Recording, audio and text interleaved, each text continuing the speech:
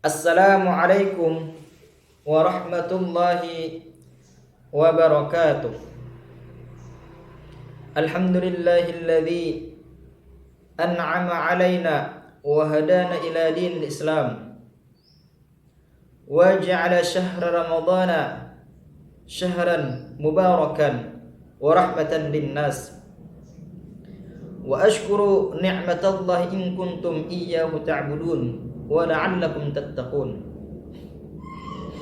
Allahumma salli wa sallim wa karrim wa 'azzim ala sayyidina wa maulana Muhammad wa ala alihi wa sahbihi wa barik wa sallim ajma'in, amma ba'd.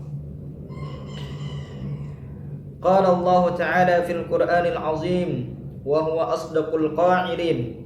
A'udzu billahi minasy syaithanir rajim. Ya ayyuhalladzina amanu kutiba 'alaikumus syiyamu kama kutiba 'alal ladzina min qablikum la'allakum tattaqun. Wa qala Allah subhanahu wa ta'ala aidan. Syahru ramadhana alladzi unzila fihi al-Qur'an hudan lin-nasi wa bayyinatin minal huda wal furqan. Amma ba'd. Alhamdulillah, puji dan syukur kehadirat Allah Subhanahu wa taala. Pada hari ini puasa yang ketiga, puasa di hari yang ketiga. Mudah-mudahan Allah terima semua amal ibadah kita, lebih khusus amalan ibadah puasa kita. Dan mudah-mudahan Allah senantiasa beri kita kesehatan, Allah senantiasa beri kita kemampuan untuk melaksanakan ibadah puasa 1 bulan penuh. Salawat serta salam tentunya selalu tercurah kepada junjungan kita Nabi besar Muhammad sallallahu alaihi wasallam. Karena dengan berkat perjuangan Rasul sallallahu alaihi wasallam sampailah ajaran agama Islam kepada kita sekarang. Dan alhamdulillah Allah beri kita hidayah sehingga kita bisa bersama-sama kenal, tahu dan memeluk ajaran agama Islam. Mudah-mudahan ajaran Islam ini, iman yang ada dalam diri kita, Allah peliharakan sampai ajal menjemput kita, dan Allah matikan kita dalam keadaan husnul khatimah. Amin ya rabbal alamin. Anak-anak yang berbahagia, yang mudah-mudahan senantiasa dalam lindungan Allah Subhanahu wa taala. Allah Subhanahu wa taala berfirman dalam Al-Qur'an, "Ya ayyuhalladzina amanu, wahai orang-orang yang beriman, kutiba 'alaikumus syiyam, diwajibkan atas kalian berpuasa. Kama kutiba 'alal ladzina min qablikum, sebagaimana diwajibkan atas orang-orang sebelum kamu, la'allakum tattaqun, agar kalian bertakwa." Dalam ayat ini Allah Subhanahu wa taala memerintahkan ibadah puasa hanya kepada orang-orang yang beriman. Ya ayyuhalladzina amanu, bukan ya ayyuhal muslimun atau ya ayyuhan nas. Jadi Allah memerintahkan ibadah puasa hanya kepada orang-orang yang beriman. Kenapa? Karena orang-orang yang berimanlah yang mampu melaksanakan ibadah puasa. Sementara orang yang muslim, apakah semuanya mampu? Belum tentu. Karena berapa banyak orang yang Islam, yang mengaku Islam, tapi ketika bulan puasa tidak mampu berpuasa, bahkan kalah sama anak kecil. Banyak kita temui para pekerja-pekerja, buruh-buruh bangunan yang sebenarnya kalau mereka sambil bekerja, sambil berpuasa, ibadahnya luar biasa.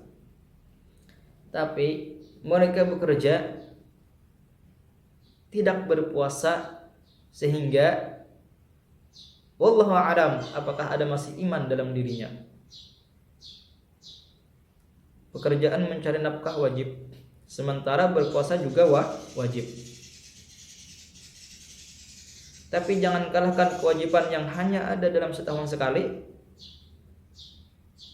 dikalahkan oleh kewajiban mencari menafkah yang sebenarnya bisa disiasati. Artinya, meskipun gawian macam-macam, janganlah sampai meninggalkan puasa. Karena kalau orang yang begawi sambil berpuasa, pahalanya berarti berlipat ganda. Nah, sehingga Allah hanya mewajibkan orang yang beriman, karena orang yang Islam pun belum tentu dia mampu untuk berpuasa, apalagi manusia. Karena sebagian manusia tidak beragama Islam, tidak memeluk agama Islam.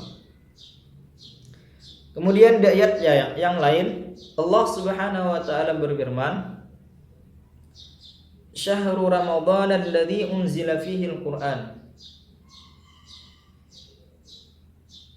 Bulan Ramadan adalah bulan diturunkannya Al-Qur'an.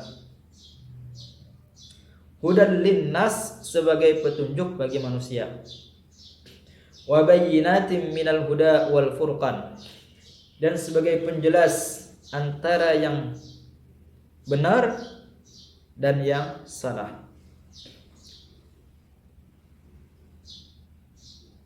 Maka satu amalan yang seharusnya kita amalkan ketika bulan puasa yang jangan sampai ketinggalan, yaitu amalan membaca Al-Quran, tadarus Al-Quran. Karena apa? Karena di bulan puasa adalah hari ulang tahunnya Al-Quran. Unzila fihi Al-Quran, syahrul Ramadan alladzi unzila fihi Al-Quran. Di bulan Ramadan lah diturunkannya Al-Quran. Jadi kita anak-anak santri, gunakanlah kesempatan ini. Jangan sampai kita sia-siakan. Apalagi kita hanya sekarang berdiam di rumah saja. Jangan hanya tidur-tidur saja. Gunakanlah waktu kita untuk membaca Al-Quran. Perbanyaklah membaca Al-Quran. Usahakan dalam 1 bulan kita bisa 1 kali khatam Al-Quran. Jadi paling tidak minimal 1 hari membaca 1 juz. Untuk lebih ringan lagi, setiap salat 5 waktu membaca 2 lembar. 2 lembar, 2 lembar, 2 lembar, 2 kali 5, 10 lembar sama dengan 1 juz. Nah, itu amalan yang harusnya kita bisa kerjakan bersama-sama. Mudah-mudahan Allah Subhanahu wa taala memberikan kita taufik, memberikan kita hidayah, memberikan kita kemampuan untuk senantiasa bisa mengamalkan amalan-amalan sunnah, khususnya membaca Al-Quran di bulan Ramadan ini. Dan mudah-mudahan kebiasaan kita baca Al-Quran di bulan Ramadan ini bisa berlanjut kepada bulan-bulan berikutnya. Karena membaca Al-Quran pahalanya luar biasa. Kelebihan membaca Al-Quran bisa mencerdaskan otak kita. Nah, mudah-mudahan dengan kuliah 7 menit yang ringkas ini bisa kita ambil kesimpulan bahwasanya kewajiban puasa Ramadan hanya diberikan kepada orang-orang yang beriman. Kemudian satu amalan sunnah yang mestinya kita kerjakan, apalagi kita sebagai santri, yaitu tadarus Al-Quran. Nah, mudah-mudahan Allah Subhanahu wa taala sekali lagi memberikan kita taufik dan hidayah agar kita senantiasa bisa mengamalkan segala perintah-perintah Allah Subhanahu wa taala dan anjuran-anjuran Rasul sallallahu alaihi wasallam.